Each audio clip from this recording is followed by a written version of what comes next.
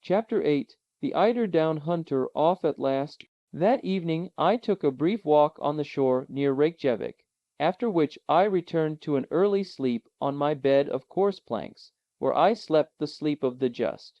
When I awoke, I heard my uncle speaking loudly in the next room. I rose hastily and joined him. He was talking in Danish with a man of tall stature and of perfectly Herculean build. This man appeared to be possessed of very great strength. His eyes, which started rather prominently from a very large head, the face belonging to which was simple and naive, appeared very quick and intelligent. Very long hair, which even in England would have been accounted exceedingly red, fell over his athletic shoulders.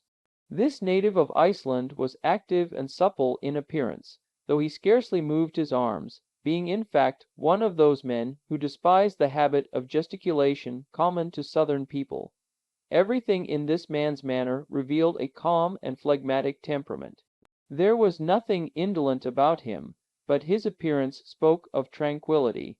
He was one of those who never seemed to expect anything from anybody, who liked to work when he thought proper, and whose philosophy nothing could astonish or trouble. I began to comprehend his character, simply from the way in which he listened to the wild and impassioned verbiage of my worthy uncle.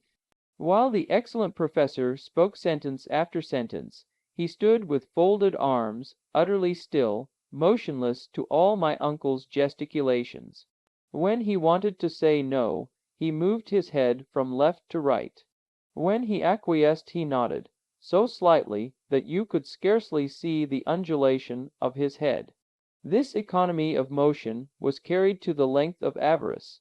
Judging from his appearance, I should have been a long time before I had suspected him to be what he was, a mighty hunter. Certainly his manner was not likely to frighten the game. How, then, did he contrive to get at his prey? My surprise was slightly modified when I knew that this tranquil and solemn personage was only a hunter of the eider duck, the down of which is, after all, the greatest source of the Icelanders' wealth. In the early days of summer, the female of eider, a pretty sort of duck, builds its nest amid the rocks of the fjords, the name given to all narrow gulfs in Scandinavian countries, with which every part of the island is indented. No sooner has the eider duck made her nest than she lines the inside of it with the softest down from her breast. Then comes the hunter or trader, taking away the nest. The poor bereaved female begins her task over again, and this continues as long as any eider-down is to be found. When she can find no more, the male bird sets to work to see what he can do. As, however, his down is not so soft, and has therefore no commercial value, the hunter does not take the trouble to rob him of his nest lining.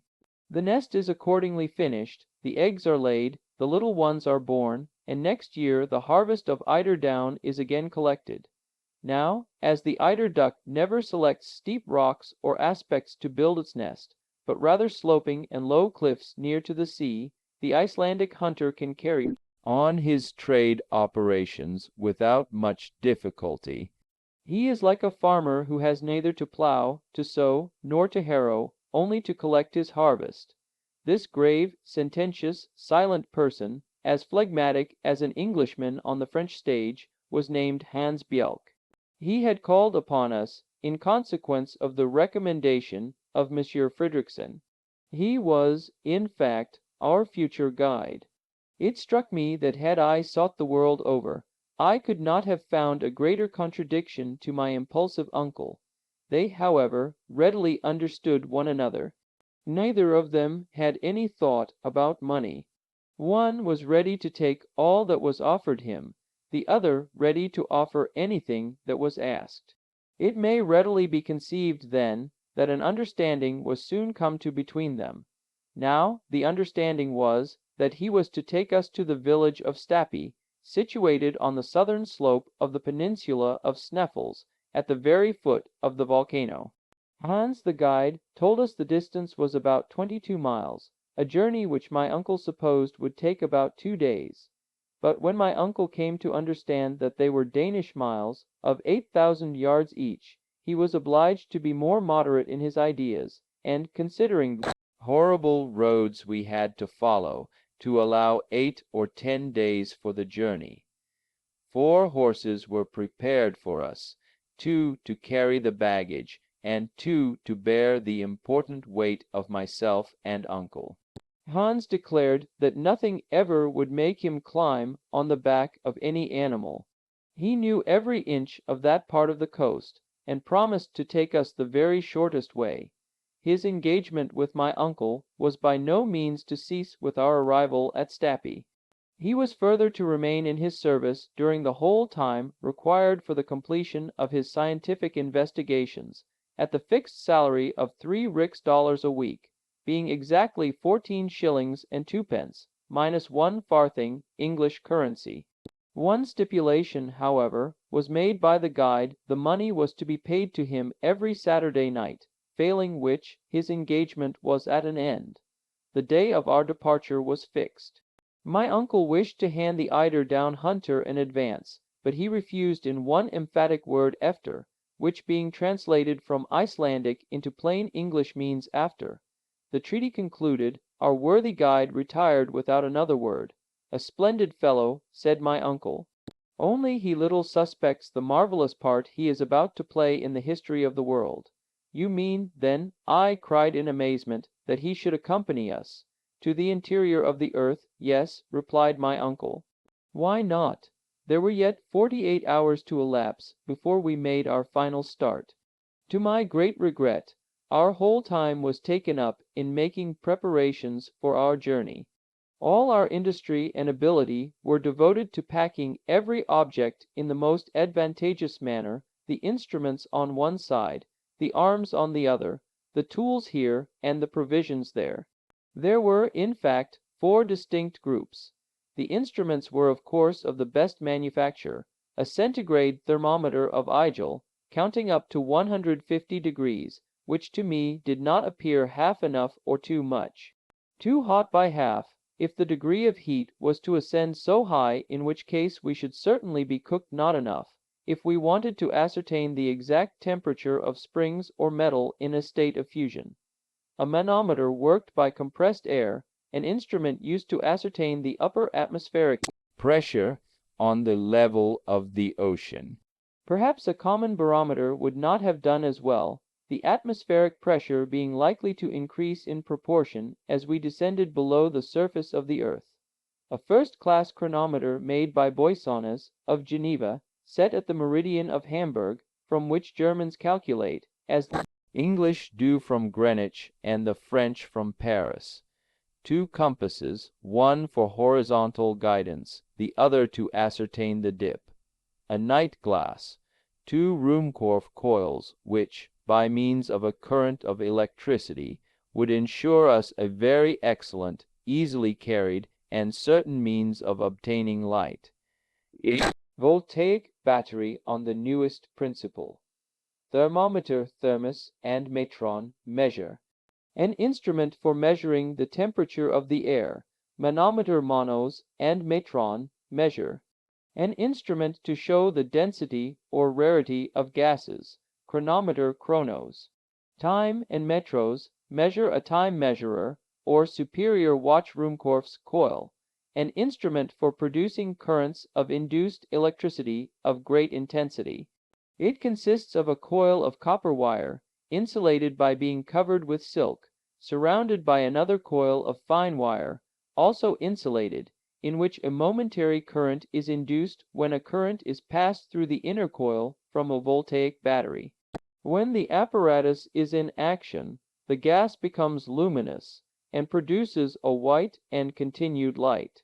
The battery and wire are carried in a leather bag, which the traveler fastens by a strap to his shoulders. The lantern is in front, and enables the benighted wanderer to see in the most profound obscurity. He may venture without fear of explosion into the midst of the most inflammable gases, and the lantern will burn beneath the deepest waters. H. D. Ruhmkorff, an able and learned chemist, discovered the induction coil.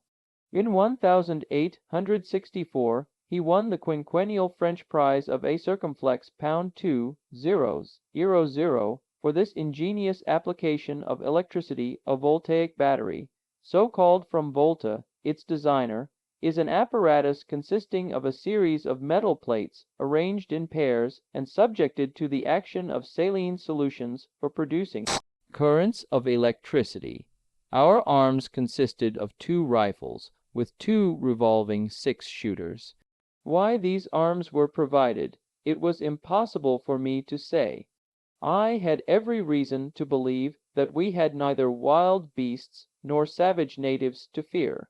My uncle, on the other hand, was quite as devoted to his arsenal as to his collection of instruments, and above all was very careful with his provision of fulminating or gun cotton, warranted to keep in any climate, and of which the expansive force was known to be greater than that of ordinary gunpowder.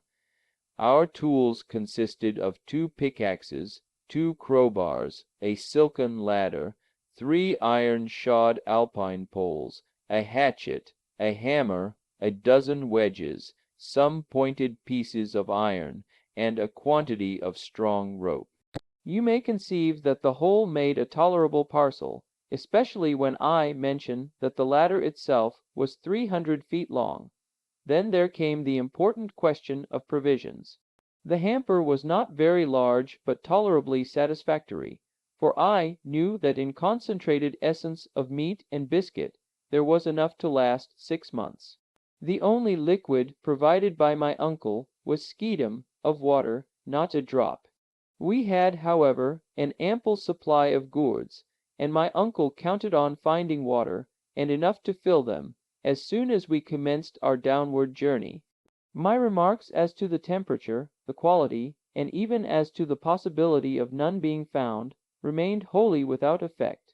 To make up the exact list of our traveling gear for the guidance of future travelers, add that we carried a medicine and surgical chest with all apparatus necessary for wounds, fractures, and blows. Lint, scissors, lancets, in fact, a perfect collection of horrible-looking instruments. A number of vials containing ammonia, alcohol, ether, Goulard water, aromatic vinegar, in fact, every possible and impossible drug, finally, all the materials for working the Ruhmkorff coil. My uncle had also been careful to lay in a goodly supply of tobacco, several flasks of very fine gunpowder, boxes of tinder, besides a large belt crammed full of notes and gold. Good boots rendered watertight were to be found to the number of 6 in the tool-box. My boy, with such clothing, with such boots, and such general equipment, said my uncle, in a state of rapturous delight, we may hope to travel far. It took a whole day to put all these matters in order. In the evening we dined with Baron Tramp, in company with the mayor of Reykjavik, and Dr. Heiltallen, the great medical man of Iceland. Monsieur Fridriksson was not present, and I was afterwards sorry to hear that he and the governor did not agree on some matters connected with the administration of the island. Unfortunately, the consequence was that I did not understand a word that was said at dinner, a kind of semi-official reception. One thing I can say, my uncle never left off speaking. The next day our labor came to an end. Our worthy host delighted my uncle, Professor Hardwigg, by giving him a good map of Iceland, a most important and precious document for a mineralogist. Our last evening was spent in a long conversation with Monsieur Fridriksson, whom I liked very much the more that I never expected to see him or anyone else again. After this agreeable way of spending an hour or so, I tried to sleep, in vain. With the exception of a few dozes, my night was miserable. At 5 o'clock in the morning I was awakened from the only real half-hour's sleep of the night by the loud neighing of horses under my window. I hastily dressed myself and went down into the street. Hans was engaged in putting the finishing stroke to our baggage, which he did in a silent, quiet way that won my admiration, and yet he did it admirably well. My uncle wasted a great deal of breath in giving him directions, But worthy Hans took not the slightest notice of his words. At 6 o'clock all our preparations were completed, and Monsieur Fridriksson shook hands heartily with us. My uncle thanked him warmly, in the Icelandic language, for his kind hospitality, speaking truly from the heart. As for myself, I put together a few of my best Latin phrases, and paid him the highest compliments I could. This fraternal and friendly duty performed, we sallied forth and mounted our horses. As soon as we were quite ready, Monsieur Fridriksson advanced, and by way of farewell, called after me in the words of Virgil, words which appeared to have been made for us, travelers starting for an uncertain destination, et quaconc viam dederit fortuna sequamur, and which soever way thou goest, may fortune follow.